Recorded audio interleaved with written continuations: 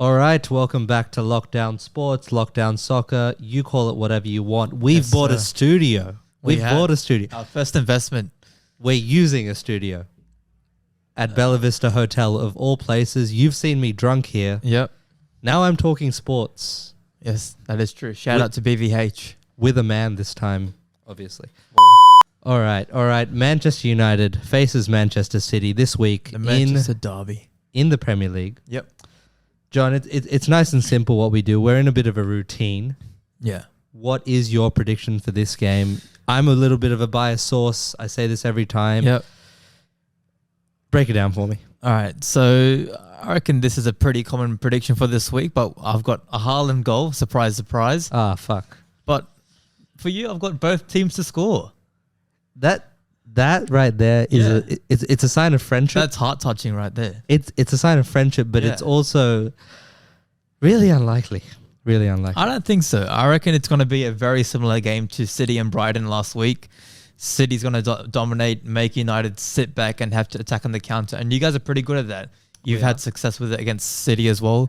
So I'm expecting a similar scoreline as well, maybe around a 3-1 or something. Okay, so we have Rasmus Højlund. We have Marcus Rashford. Marcus Rashford. I almost said Marcus Anthony. We have got Anthony on the right wing. Yeah. Guess how many goals they've scored in the Premier League so far? All three combined. Oh, I'm going to go with 3, but how much they should have scored just based on name and talent should be around 8 or 9. Oh, even more. Even more, right? Yeah. They've only scored 1. Højlund hasn't gotten off the mark. You don't understand how much joy that brings me. I know. Yeah. They haven't scored at all. Yeah. Rashford scored 1 against Arsenal. Bruno hasn't got it on the score sheet. His assist numbers aren't where they used to be. Yeah. This team is relying on McTominay and Casemiro to drag us through the dirt. If you see the stats over the week, I saw Harry Maguire. He's carrying this team. I think He's over the looking last year, he's got a 92% win rate. And when he's not playing, you guys win about 55 or 60% of your games. That brings me real joy seeing Harry Maguire be great for you guys. Say what you want about him. I think when Harry Maguire is confident, keyword confident, one of the best Premier League centre-backs. I think he's always confident. You see that head of his, it's huge. Okay. He's always confident. Okay, yeah, he is a bit big-headed, but when he's in shape, there's a reason everyone was after him. At a certain point in time, he wasn't a clown figure that he is right now. Yeah. So we're seeing glimpses of the past. And I don't hate it, but against City, that's the time when he's going to be most isolated.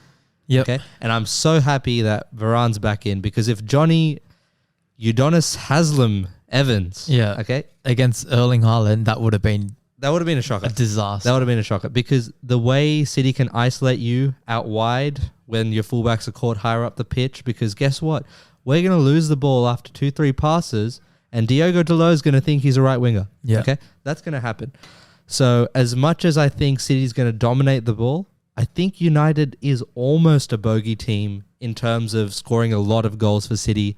I know they did beat us 6-3 last season at the start, but since then it has been a much slower game when they've played us. And that's why I've got City to win by 1-0. Oh, wow. Okay. And I've got Bruno Fernandes, captain himself, Magnifico, with a yellow card. Am I wrong? Yeah. Manchester Derby, Bruno's going to get a yellow for dissent or a hard foul somewhere in that game. One little caveat I have, and I've been getting really pissed. Remember the first couple of weeks of the Premier League, John? Yeah. We saw the refs decide, nope, no bullshit this year. Yeah. No bullshit. Yeah. They're kicking the ball away and everything. Yeah. But now I'm seeing a few players get away with an argument. They're getting away with saying, no, look what I did. I did this. Yeah. I'm innocent. They're never innocent. Yeah. Okay? They're never innocent. It's bullshit that you can't give that time-wasting call, the argument call for a second yellow card. Okay? Yeah. This waiting they're doing with the yellow cards, it's not for me. Yeah, I agree. So my FPL captain pick for this week, I think a pretty consensus pick this week will be Salah. They've got Forest at home, but he's coming off 2 great weeks in FPL, 15 points and 16 points. And I don't see that happening for a 3rd week in a row. He is in my team, but I won't be captaining him. I'll be captaining Martin Odegaard this week. They've got Sheffield at home, worst team in the league. They haven't won a game yet. Odegaard in this form right now, are you sure? Martin Odegaard. I got faith in the boy, the captain.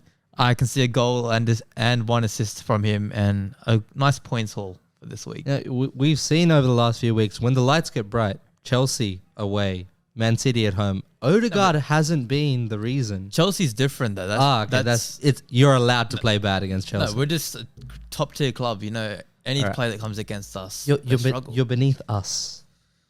Do you know how embarrassing that is? Yeah, yeah. Just because you said that out of pure spite, Bukayo Saka, star boy Saka, you make it too easy for me. There is no way if you think Arsenal has a good fixture, Bukayo Saka is at the heart of a 3-point win. If they get a pen, I don't want to see Martin Odegaard giving that ball to Bukayo Saka. He's been doing it too much this season. Honestly, I don't want to see it. Honestly, they might give it to Kai Havertz. They might give it to Declan Rice. It's going to cost me 10 points. I don't want that. They might give it to David Raya. They might. He's playing shit the last few weeks. Nah. They're using penalties. You know, it should be a number 9's job. You know, it should be Gabriel Jesus stepping up with confidence, authority, all of that. All right, fellas, that's it for this week of the Premier League preview. Stay locked in, stay subscribed. And if you haven't subscribed and made it this far, pathetic. Pathetic. Yeah, anyways, useless. Stay tuned, stay locked in. Bye for now.